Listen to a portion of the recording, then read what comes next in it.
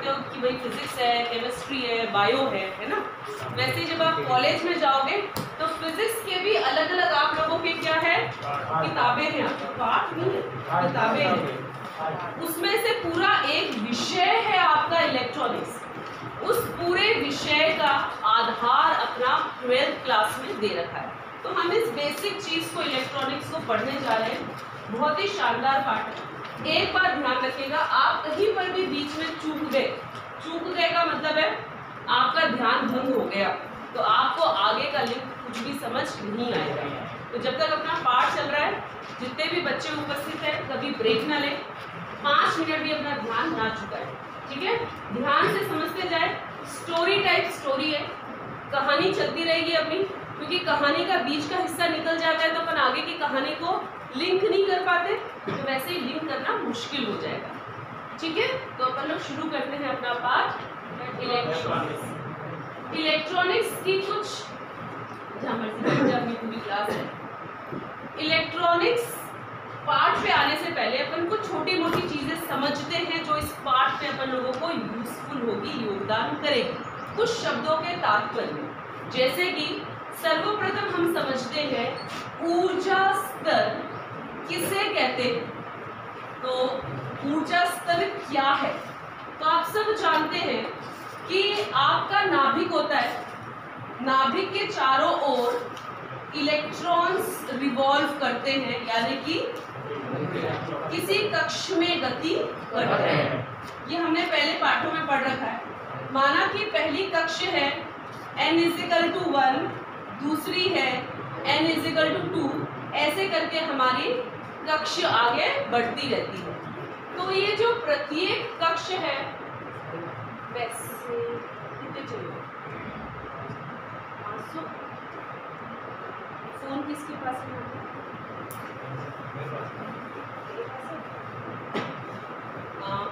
5 minute से call करना मेरे नंबर, ठीक है। अनुष्का उठाएगी, तो 5 मिनट बाद कॉल करना, उधर पहुंचे ना नहीं कॉल करना, मैं उसको बोल दूंगी कि ओके। तो ये जो इलेक्ट्रॉन्स अपने यहाँ पर घूर्णन करते हैं, इस नाभिक के चारों ओर गति करते हैं, इस प्रत्येक कक्ष का कुछ ना कुछ ऊर्जा स्तर होता है, ये हमको ध्यान है। तो ऊर्जा स्तर क्या है कि जिस कक्षा में इलेक्ट्रॉन रिवॉल्व कर रहे हैं नाभिक के चारों ओर, गति कर रहे हैं नाभिक के चारों ओर, उस प्रत्येक कक्षा की कुछ ऊर्जा स्तर होती है, यानी कि उसका खुद का कुछ ऊर्जा होती है। अपन ने किसी पाठ में भी पढ़ रखा है, याद करो। ऊर्जा स्तर का मान क्या आया था? En बराबर -13.6। तो वो हमने क्या निकाला था? वो हमने निकाला था प्रत्येक कक्षा की ऊर्जा को ज्ञात करने का सूत्र। तो हमने वही समझ लिया था कि ये जो प्रत्येक कक्षा होती है, भले पहली हो, दूसरी हो, तीसरी हो, इन सबकी क्या होती है? एक निश्चित ऊर्जा होती है। तो इसी ऊर्जा को कहा जाता है अपना ऊर्जा स्तर। अपन यहाँ पर 2 टाइप के ऊर्जा स्तर समझने जा रहे हैं, ठीक है। तो 2 प्रकार के ऊर्जा स्तर क्या होते हैं? एक होता है संयोजी ऊर्जा स्तर, एक होता है अपना संयोजी ऊर्जा स्तर, और दूसरा होता है रिक्त ऊर्जा स्तर, ठीक। दूसरा होता है अपने पास में रिक्त ऊर्जा स्तर। तो सर्वप्रथम हम देखते हैं संयोजी ऊर्जा स्तर किसे कहते हैं। आप सबको ध्यान होगा, जैसे आप केमिस्ट्री में पढ़ते आए हैं, कि इस प्रत्येक कक्ष में निश्चित संख्या के इलेक्ट्रॉन्स ही बैठ सकते हैं। जैसे हम सबको पता है, पहले कक्ष में अधिकतम कितने इलेक्ट्रॉन्स आएंगे? 2। अगर मेरे पास कोई ऐसा परमाणु है जिसके कुल इलेक्ट्रॉन्स की संख्या 5 है, सपोज हम मानते हैं मेरे पास कोई एक ऐसा परमाणु है जिसमें टोटल नंबर ऑफ इलेक्ट्रॉन्स कितने हैं? 5। तो पहली कक्षा में कितने इलेक्ट्रॉन बैठेंगे? 2। दूसरी कक्षा में कितने इलेक्ट्रॉन बैठेंगे?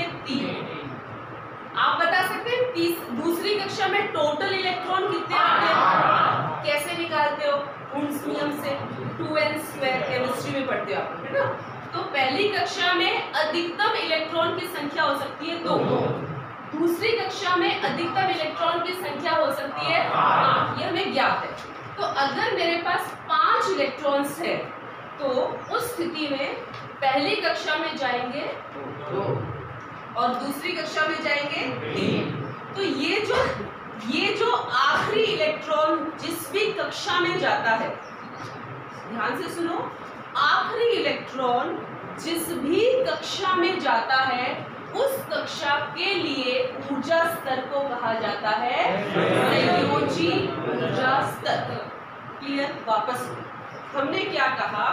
हमने कहा हमारे पास कोई परमाणु है जिसमें टोटल नंबर ऑफ इलेक्ट्रॉन्स है 5। तो वो कैसे अलग अलग कक्षा में बैठेंगे? पहली कक्षा में 2 इलेक्ट्रॉन, दूसरी कक्षा में, तो आखिरी इलेक्ट्रॉन कहाँ गया? दूसरी कक्षा में। आखिरी इलेक्ट्रॉन कहाँ गया? दूसरी कक्षा में। तो इसके लिए संयोजी ऊर्जा स्तर क्या हो जाएगा? दूसरी कक्षा। संयोजी ऊर्जा स्तर कौन सी ऊर्जा स्तर होगी? दूसरी कक्षा का ऊर्जा स्तर संयोजी ऊर्जा स्तर होगा। यानी आखिरी इलेक्ट्रॉन जिस कक्षा में जाएगा उस कक्षा की ऊर्जा स्तर क्या कहलाएगी? संयोजी ऊर्जा स्तर। ठीक है, अब देखो ये नाभिक था अपने पास में, हमने देखा पहली कक्षा में 2 इलेक्ट्रॉन गए और उसकी अगली वाली में उसकी अगली वाली में कितने इलेक्ट्रॉन्स गए? लगा कौन बेटा? 3। तो हमारे पास n बराबर 2 यानी कि कक्षा का संख्या क्या है? 2। इस आखिरी कक्षा में कितना इलेक्ट्रॉन है अपना? आखिरी इलेक्ट्रॉन गया। अच्छा बताओ इसमें और कक्षा होगी या नहीं होगी? और कक्षा होगी या नहीं? हाँ अनुष्का, एक भैया है टीवी के नीचे उधर 500 रुपये होंगे, 50 रुपये उसमें से 500।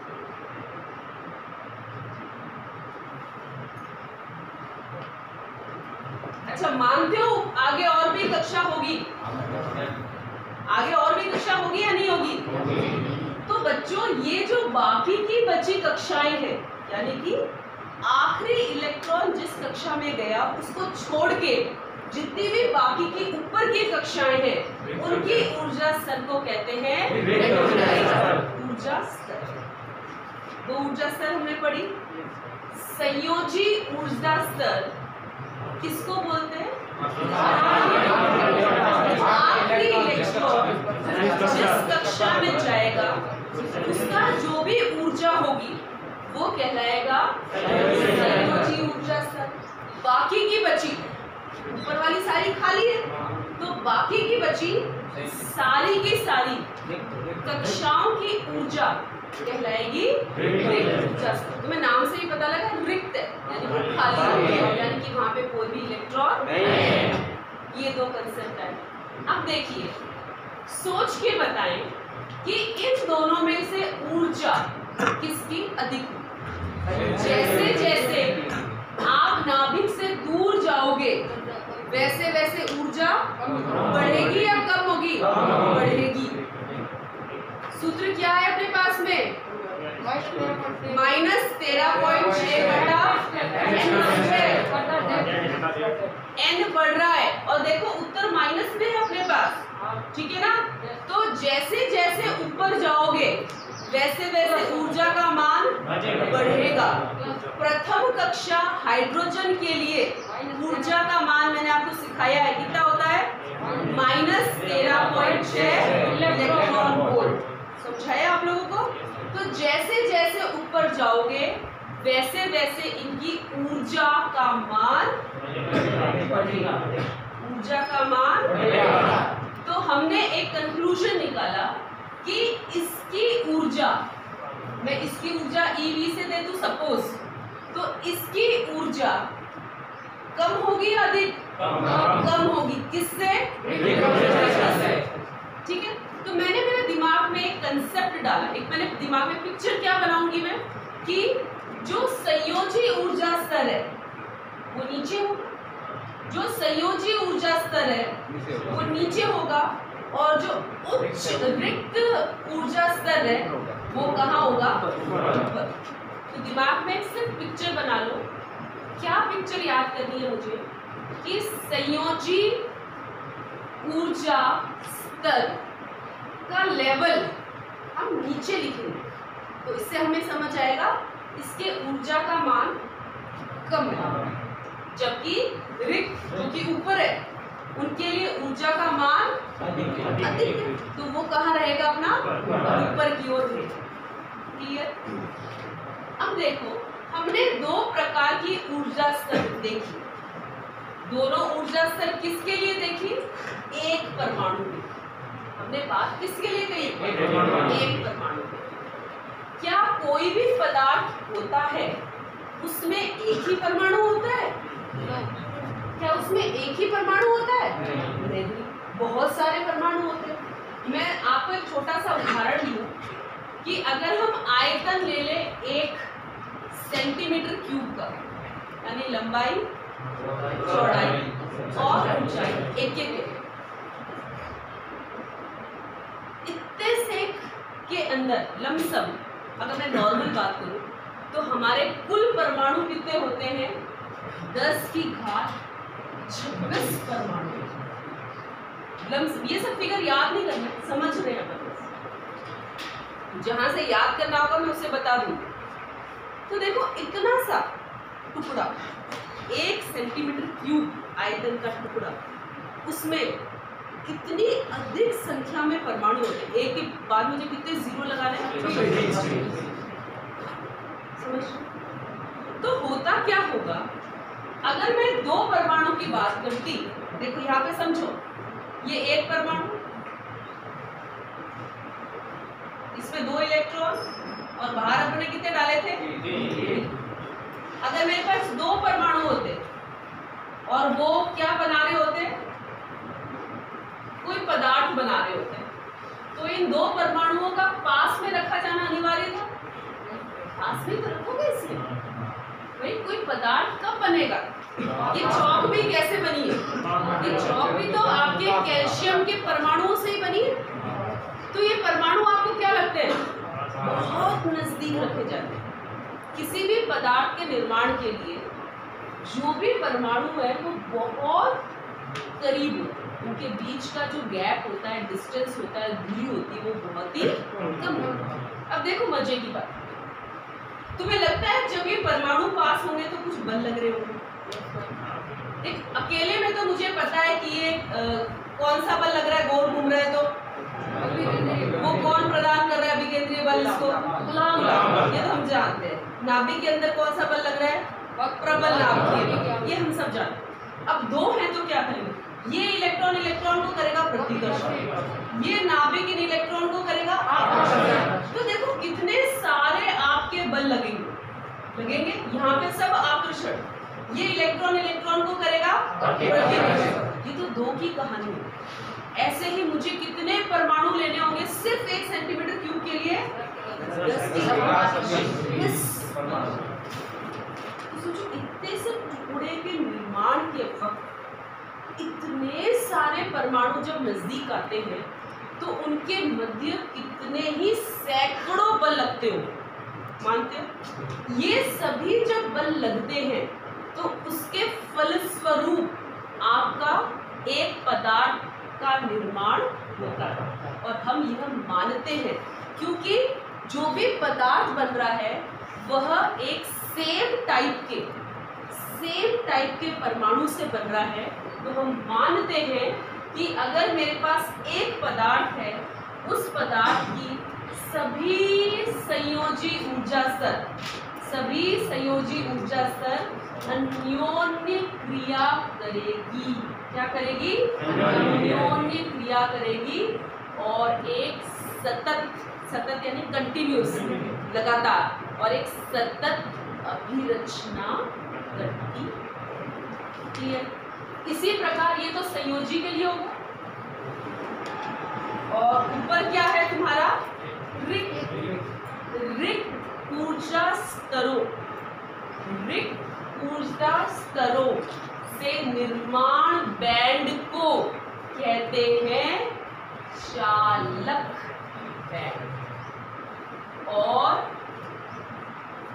संयोजी ऊर्जा स्तर के अन्योन्य प्रक्रिया से बनने वाले सतत बैंड को कहते हैं संयोजी बैंड। इंग्लिश में इसे बैलेंस बैंड और इसे कंडक्शन बैंड का नाम दिया जाता है। संयोजी बैंड कैसे निर्माण हुआ? संयोजी बैंड के निर्माण के लिए संयोजी ऊर्जा स्तरों में क्या हुई? अन्योन्य प्रक्रिया हुई। अन्योन्य प्रक्रिया यानी कि ये सारे बल लगे, खूब सारे सैकड़ों बल लगे, जिसे हमने क्या कहा? अन्योन्य प्रक्रिया हुई, जिसके फलस्वरूप किसका निर्माण हुआ? संयोजी बैंड का। क्लियर? और चालक बैंड के निर्माण के लिए किसमें हुई हमारी अन्योन्य प्रक्रिया? ऊर्जा स्तर। कंसेप्ट हमको जो निकल कर आया, परीक्षा में कुछ सवाल नहीं आएगा इसमें से, कुछ भी नहीं पूछा जाएगा परीक्षा में, अपन बस बेस तैयार कर रहे हैं। तो तुम्हें ऐसा नहीं लगता संयोजी बैंड में कौन से इलेक्ट्रॉन होंगे? संयोजी बैंड में कौन से इलेक्ट्रॉन होंगे? संयोजी इलेक्ट्रॉन्स होंगे। संयोजी बैंड में कौन से इलेक्ट्रॉन्स होंगे? क्या ये दो इलेक्ट्रॉन इसमें होंगे? क्या ये दो इसमें होंगे संयोजी बैंड में? नहीं। मैं क्या कह रही हूँ? संयोजी बैंड में कौन से इलेक्ट्रॉन होंगे? देखो ये संयोजी बैंड किससे मिलके बना? संयोजी ऊर्जा स्तर। संयोजी ऊर्जा स्तर कौन सा था? दूसरा वाला। तो इसमें कौन से इलेक्ट्रॉन होंगे? दूसरी वाली कक्ष के। कौन से इलेक्ट्रॉन होंगे? दूसरी कक्ष के इलेक्ट्रॉन होंगे। अच्छा, थोड़ा चालन बैंड के बारे में बताओ। चालन बैंड किससे बना था? रिक्त ऊर्जा स्तरों से। कितने इलेक्ट्रॉन थे इसमें? तो इसमें कितने इलेक्ट्रॉन होंगे? कितने इलेक्ट्रॉन होंगे? तो हमने क्या देखा कि संयोजी बैंड के अंदर कौन से इलेक्ट्रॉन है? संयोजी। और चालन बैंड के अंदर कोई इलेक्ट्रॉन। क्यों? क्योंकि किससे मिलके बना? रिक्त ऊर्जा स्तर में अपन ने देखा था ना, ऊपर वाले में कोई इलेक्ट्रॉन ही नहीं था। कोई इलेक्ट्रॉन था क्या? नहीं। तो इसमें कोई इलेक्ट्रॉन होगा क्या? नहीं। क्लियर? ये संयोजी बैंड किसकी मदद से बना? संयोजी ऊर्जा स्तर से। संयोजी ऊर्जा स्तर में सिर्फ n बराबर 2 वाला था, n बराबर 1 वाला भी नहीं था। क्यों नहीं था? क्योंकि वो पूरा भरा हुआ था। या मैं कहूँ आखिरी इलेक्ट्रॉन इसमें नहीं गया था। n बराबर 1 में पहली कक्षा में आखिरी इलेक्ट्रॉन नहीं गया था। आखिरी इलेक्ट्रॉन कहाँ गया था? मैं आपको कोई अन्य परमाणु लेके बोलूं और बोलूं कि उसमें टोटल इलेक्ट्रॉन मेरे 12 हैं। कितने हैं टोटल? 12। तो आखिरी इलेक्ट्रॉन कौन सी कक्षा में जाएगा? तीसरी कक्षा में। तो संयोजी ऊर्जा स्तर कौन सी हो गई? तीसरी। संयोजी ऊर्जा स्तर कौन सी हो गई? तीसरी।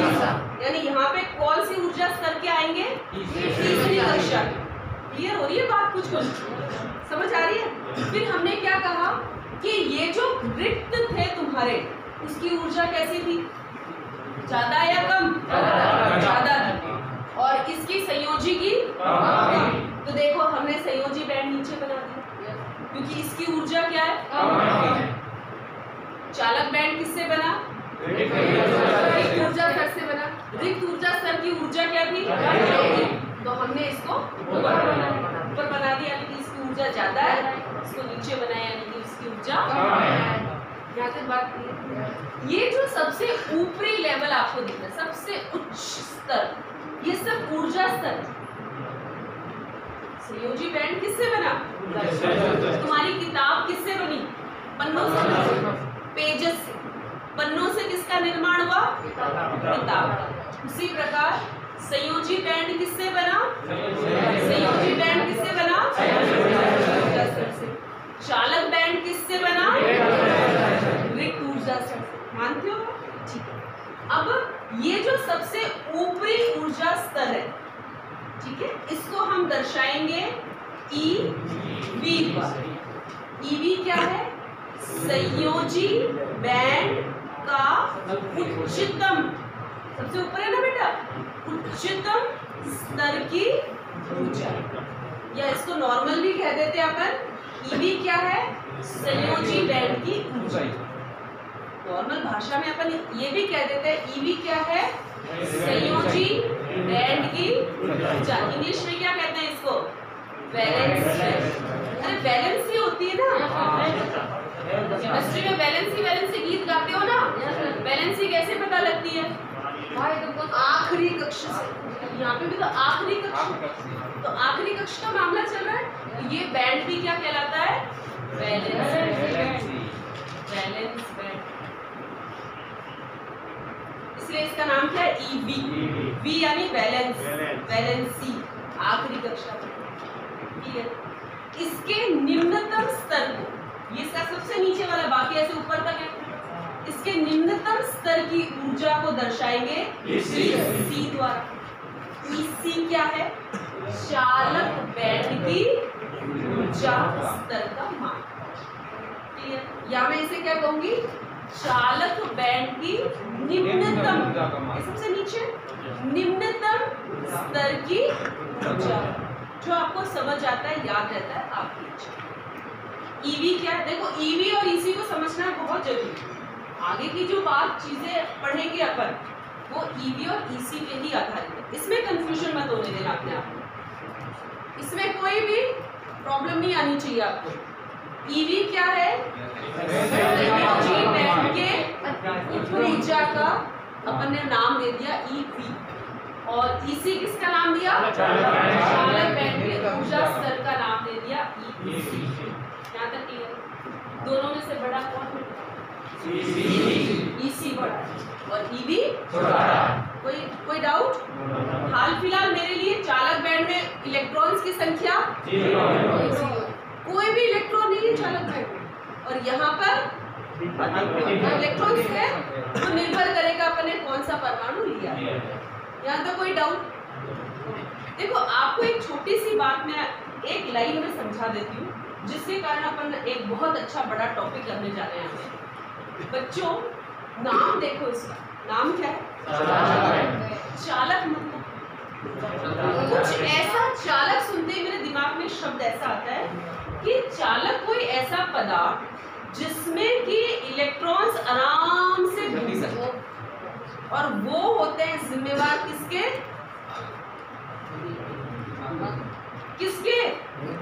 धारा प्रवाह। मतलब अगर चालक बैंड में इलेक्ट्रॉन होगा, देखो ध्यान से समझो, अगर इलेक्ट्रॉन कहाँ है? चालक बैंड में, तो वो हमारी किस में मदद करेगा, किस में योगदान देगा? धारा प्रवाह। इसमें बैठे इलेक्ट्रॉन्स किसी भी प्रकार से धारा प्रवाह में योगदान नहीं। धारा कौन से इलेक्ट्रॉन्स की मदद से बहेगी? अगर इलेक्ट्रॉन कहाँ चले जाते हैं? अगर इलेक्ट्रॉन चालक बैंड में दिखेंगे ना, तो हम समझ जाएंगे कि धारा बह रही है। ज्यादा इलेक्ट्रॉन दिखेंगे तो हम कहेंगे अरे धारा ज्यादा बह रही है। कम इलेक्ट्रॉन दिखेंगे तो हम क्या कहेंगे? कम बह रही है। इधर से हमें मतलब नहीं। क्यों मतलब नहीं? अब तुम बोलो, पूछो तो सही मैडम, क्यों मतलब नहीं है? क्योंकि ये तो कक्ष में बंधा हुआ है, नाभि के चारों ओर घूम रहा है, बंधा हुआ है ना बेटा ये, तो ये धारा प्रवाह कहाँ कर रहा है? नहीं कर रहा। अपन क्या कहते हैं? धारा प्रवाह कौन करता है? मुक्त इलेक्ट्रॉन। देखो अपन क्या कहते हैं? धारा प्रवाह कौन करता है? मुक्त इलेक्ट्रॉन। ये थोड़ी कहते हैं ये सारे इलेक्ट्रॉन धारा प्रवाह करते हैं, नहीं कहते ना। क्या ये सारे इलेक्ट्रॉन धारा प्रवाह में योगदान करेंगे? नहीं करेंगे। कब करेगा इलेक्ट्रॉन? जब इधर से मुक्त हो जाए। आप इसको कुछ ऊर्जा दो, तापीय ऊर्जा दो, कोई भी ऊर्जा दो, और वो इलेक्ट्रॉन क्या हो, इस कक्ष से निकलकर बाहर घूमने लगे, तो वो होता है मेरे लिए मुक्त इलेक्ट्रॉन। मुक्त इलेक्ट्रॉन धारा प्रवाह में योगदान देता है। जबकि ये जो इलेक्ट्रॉन्स है इसके चारों ओर चक्कर काट रहे हैं, वो किसी भी प्रकार से धारा प्रवाह में योगदान नहीं। बात हजम कर लेना बेटा जी, बहुत इंपॉर्टेंट चीज अब शुरू होगी। यहाँ तक कोई डाउट, कोई समस्या है?